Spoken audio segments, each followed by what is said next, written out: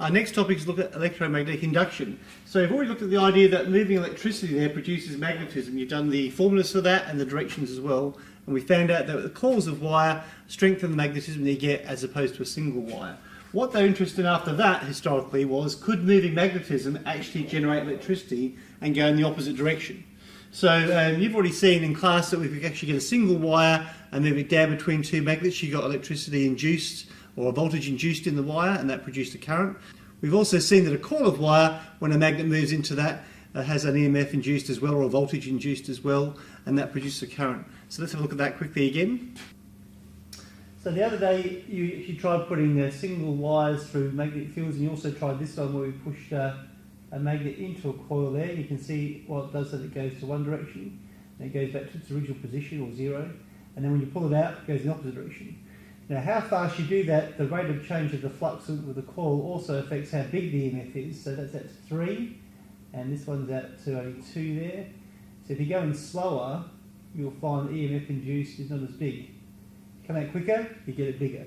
Alright. While it's stationary inside there, you should see that it stays stable and doesn't do anything. Okay, thanks. So when that north pole is pushed into the coil then, you will find that the current on the galvanometer there will go in one direction.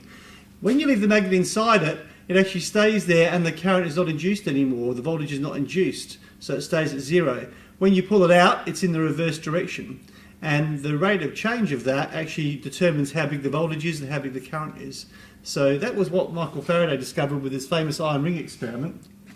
So what Faraday did is he had an iron ring and he wrapped some insulated wire that he insulated himself, forming a set of coils here, the primary coil, and that was attached to a power source, like a battery, and a switch, and he had a secondary coil that he also had insulated, so there's a set of coils here, and that was attached to a meter like a galvanometer, which would measure small amounts of current. Now what happened was when he closed the switch here, you would find that this induced EMF appeared on the other side in the secondary coil and produced a current, and that actually showed that by the needle moving. While this was stable here, it did not happen. Now if you look at this, what's actually happening is magnetic field is being grown around that ring when you first turn it on. So there's a magnetic field entering that set of coils, if you like. So it's causing a change in the flux that's linked with that wire, and that's inducing an EMF or a voltage, and that's producing the current. But while it's stable, and this current is stable, this field will be stable in here, and you won't get a change in the field linked with the wires over here. So therefore you don't get any EMF while it's just sitting there stable.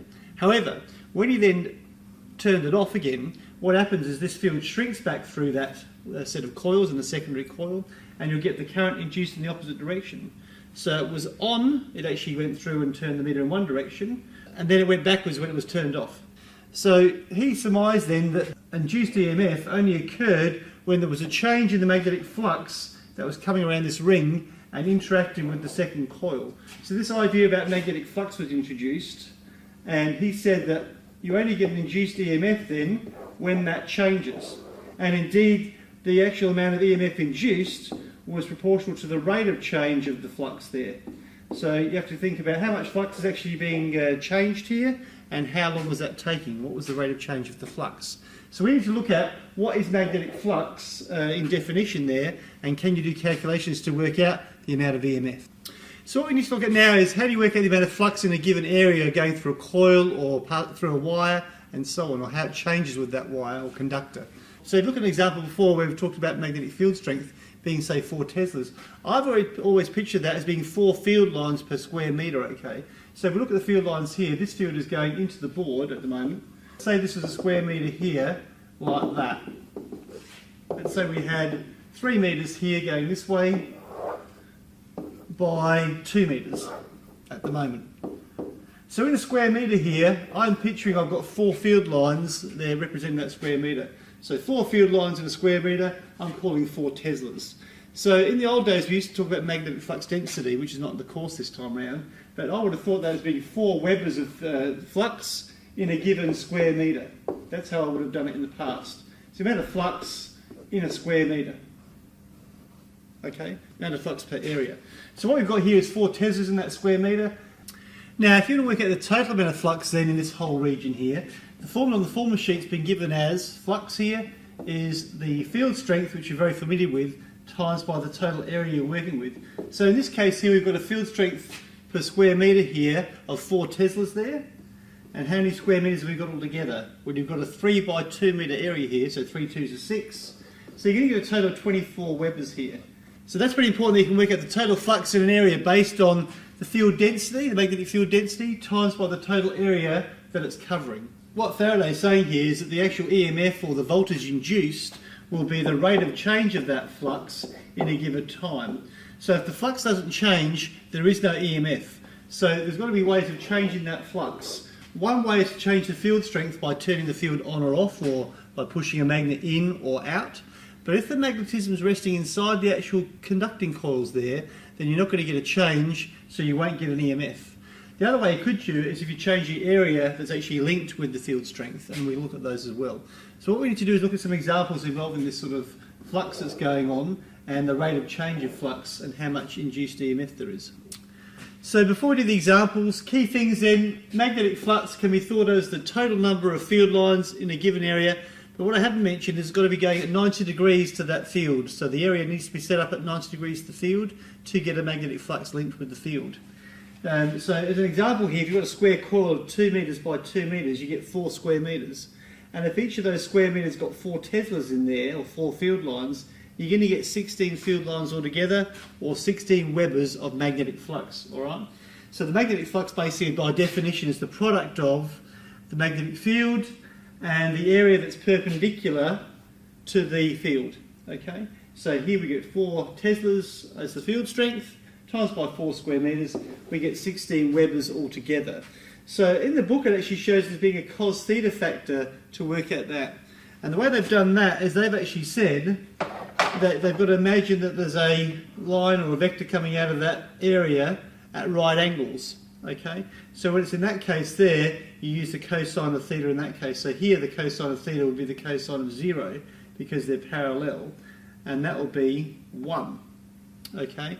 And that would actually give you your maximum. And when it goes at an angle then, and we rotate it through this way here, and it's parallel, the cosine here of that particular vector coming out would be the cosine of 90, which would be 0. And that's when you get a minimum there. And obviously there's a range in between when it makes with the field. I don't prefer to do it that way. I think it's an easier way to be consistent to think of the sine of the angle. So if I don't do it by the method in the book here, what's important here is if it's at an angle like this,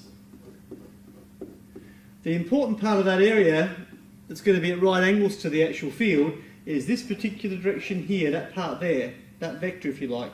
So you've been doing projectiles where you've done the horizontal component there, v cos theta, and you've done the vertical component as v sine theta. So I personally would think of the area as being area sine theta, and that's the angle that it makes of the field, the area makes of the field. So make sure you're working out the component that's at 90 degrees to the field, and as I said, I would just use the normal angle given and use the sine of the component. So I do it different to the way in the book. Anyway, so electromagnetic induction is the rate of change of flux linked with the actual conductors or the conducting coil. So as some examples go here, let's have a look at some. If you push a magnet into some conducting coils, you'll get a rate of change of flux going on here, because as these flux lines go in, they're going to get closer together, and that's going to change the flux that's linked with the coils, and the rate of change of that tells you the EMF. Okay? So in this case here, we're changing the field strength, or the size of the field strength, linked with that area of coil that's there. Okay?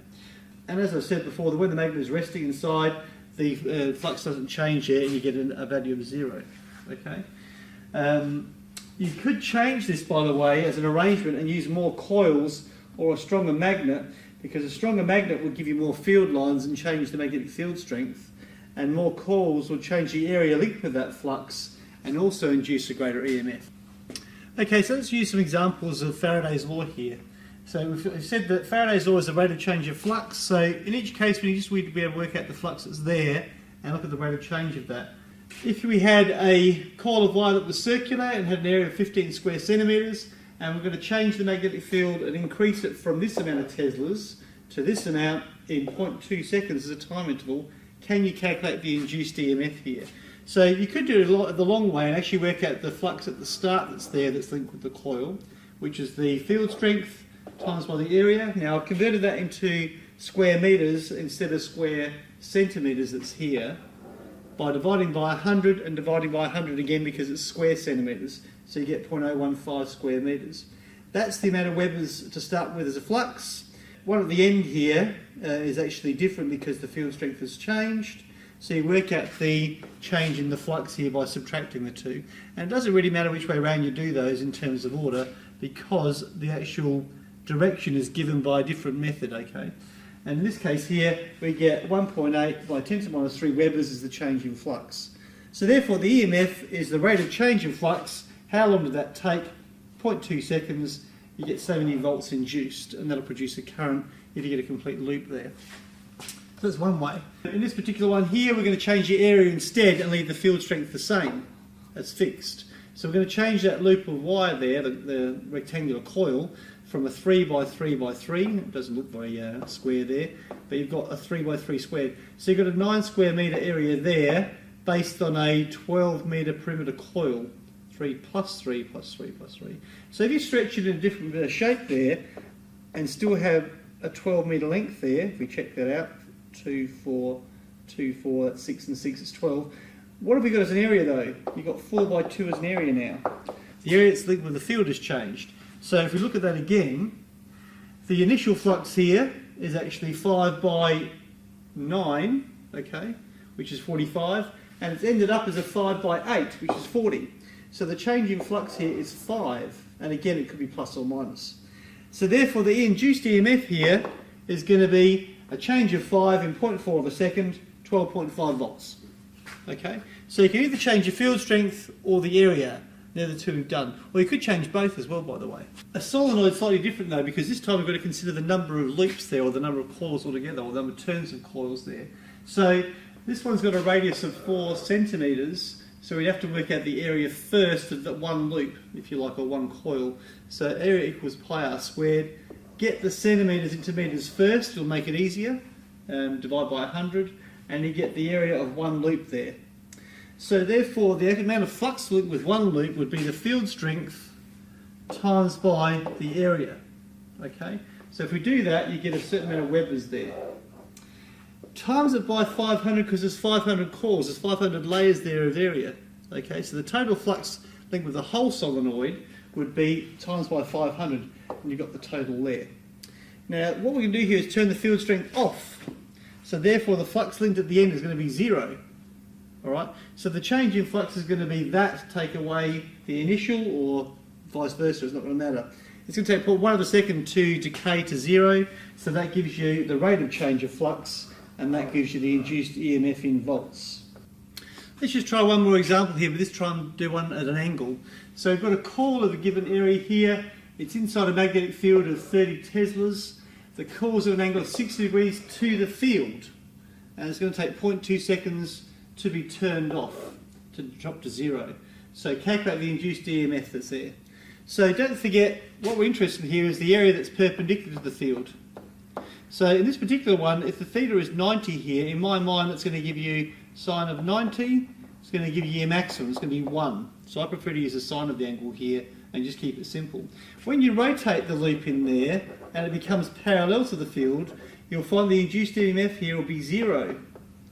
Because there'll be no flux linked with the coil at all, or the loop. Alright? So when it's at an angle here, like that, to my mind, it's the important part is this part here that's perpendicular to the field, and that's the opposite side here, so I'd be using sine of theta again. So I would actually use the change in the field strength here, it's dropping from 30 to 0, so it's a change of 30. There's the area, and I would just use the sine of 60. And in that case you get 45.5 volts. Okay, thanks.